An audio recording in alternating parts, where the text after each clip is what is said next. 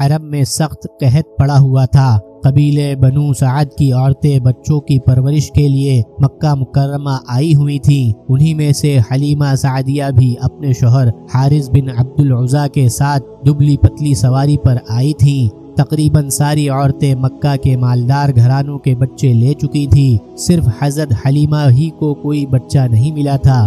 ان کو معلوم ہوا کہ عبد المطلب کا پوتا محمد بن عبداللہ ابھی موجود ہے مگر یتیم ہے، اور ساری عورتوں نے ان کی یتیمی کو دیکھ کر چھوڑ دیا کہ جب ان کے والد ہی زندہ نہیں تو بھرپور اجرت ملنے کی امید بھی نہیں ہے۔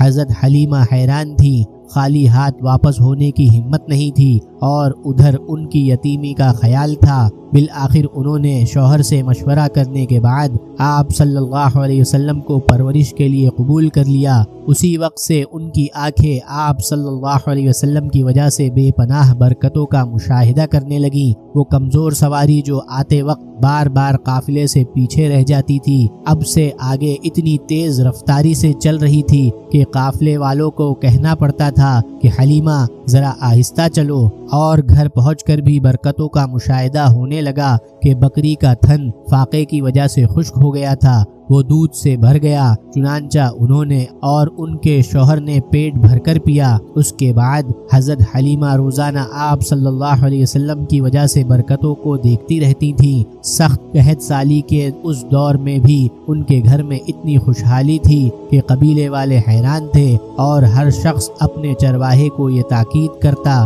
کہ اسی جنگل میں اپنے جانوروں کو بھی چراؤ جہاں حلیمہ کی بکریاں چرتی ہیں۔